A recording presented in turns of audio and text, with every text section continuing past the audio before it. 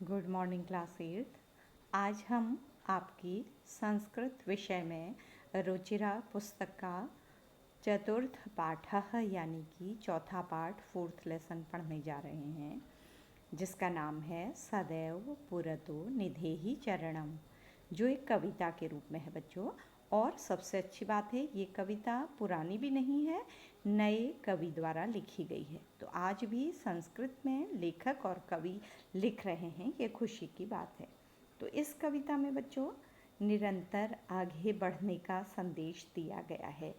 जब भी हम फेलियर से निराश होते हैं, असफलता से या किसी परेशानी के जीवन में आ जाने से हमें लगता है कि अब हमारा जीवन रुक गया है, आगे नहीं बढ़ सकते हैं, किसी कठिनाई के सामने हम हारने लगते हैं, रुक जाते हैं, तो उस समय के लिए ये कविता हमें प्रेरित करती है आगे बढ़ने के लिए।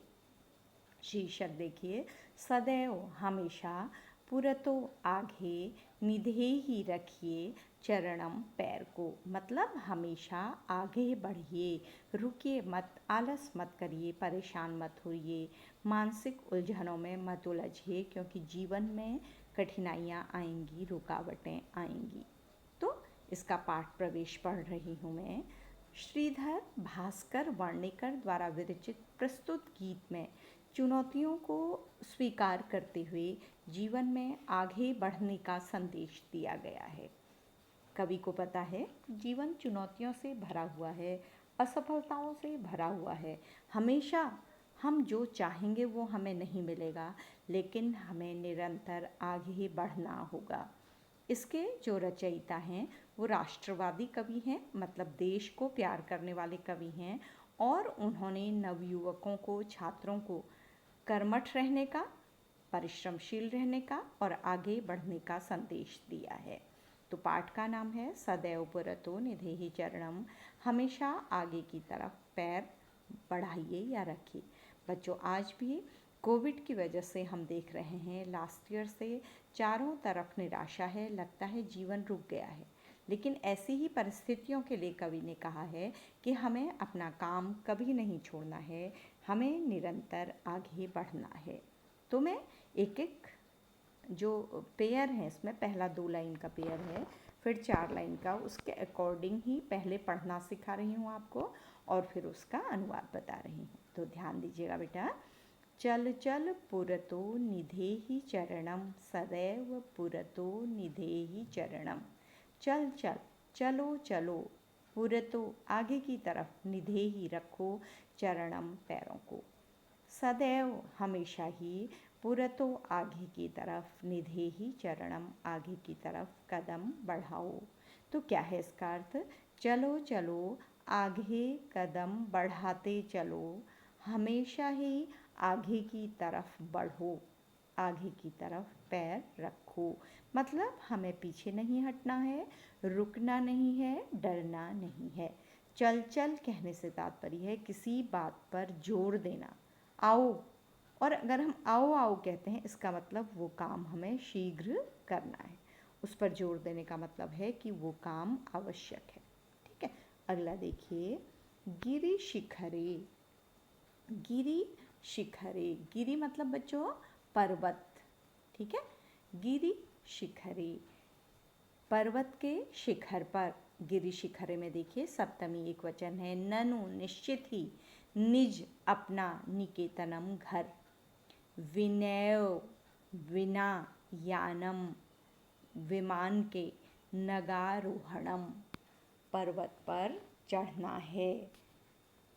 बलम स्वकीयम, बलम ताकत, स्वकीयम अपनी, भवती होती है, साधनम साधन, सदैव पुरतो निधेहि चरणम, इसे आपको करना है, इसलिए हमेशा आगे की तरफ बढ़ना है, रुकना नहीं है।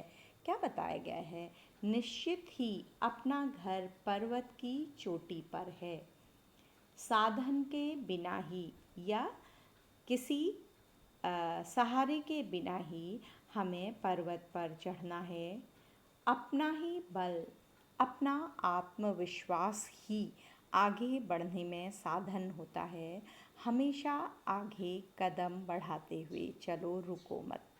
क्या मतलब है बच्चों कि हमारा जो घर यानी कि हमारी जो मंजिल होती है वो आसान नहीं है। उसे पाना है कि जैसे पर्वत की चोटी पर चढ़ना, और उस उद्देश्य को पाने के लिए हमारे पास कोई भी साधन नहीं होता, बस आत्मविश्वास, आत्मबल के सहारे हमें उसे प्राप्त करना है। आपको केवल अनुवाद लिखना है, मैं समझा रही हूँ।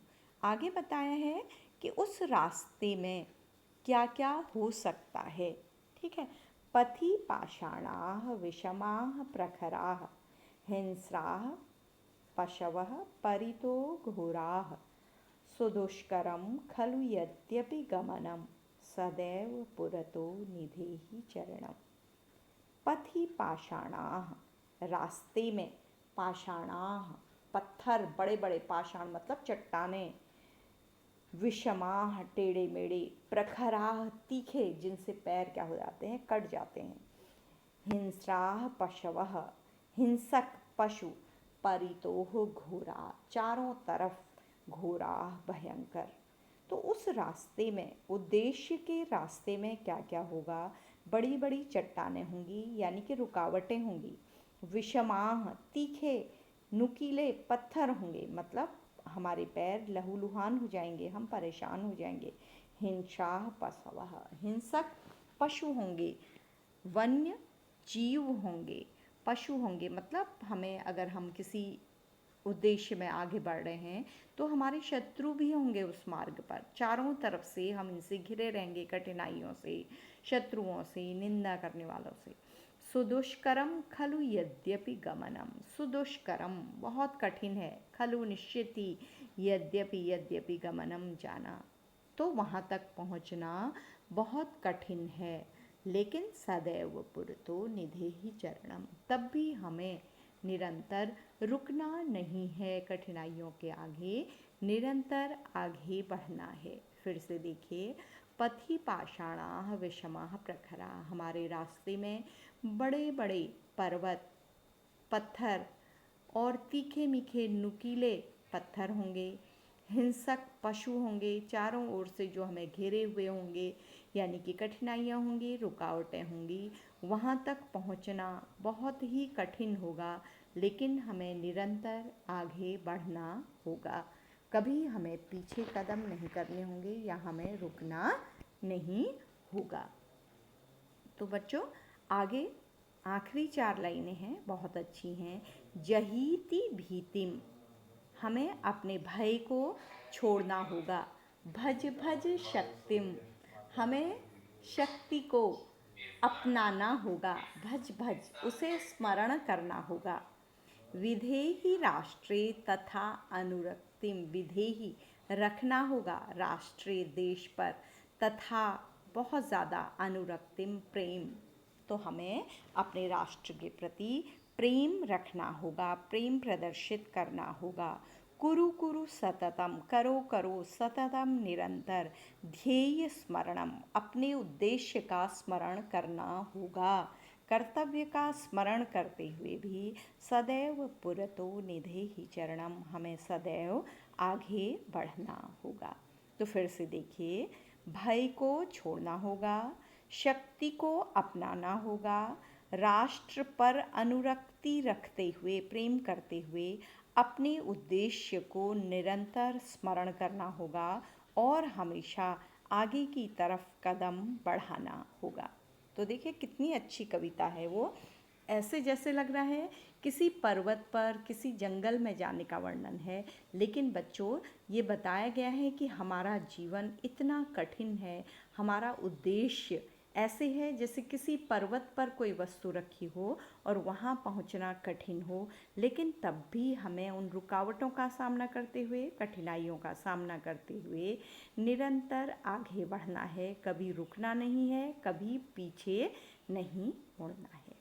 तो ये कविता हमें हमारे जीवन के उद्देश्य को ध्यान में रखने की बात बताती है, और ये बताती है कि उद्देश्य को प्राप्त करना कठिन तो होता है, लेकिन हमें उसको प्राप्त करना ही होगा। तो ये कविता आप लोगों के लिए बहुत इम्पोर्टेंट है और आपकी परीक्षा के लिए भी इम्पॉर्टेंट है। तो बच्चों, इस तरह से इस कविता का अनुवाद पूरा हो गया है। आपको इसके शब्द अर्थ लिखने होंगे, इसका अनुवाद जो मेरे द्वारा भेजा गया है वो लिखना होगा, और अगले सेशन में हम इसका अभ्यास कार्य करेंगे। तब तक आप इसके अभ्यास कार्य को बुक में पेंसिल से कर लेंगे। Thank you class, thank you class.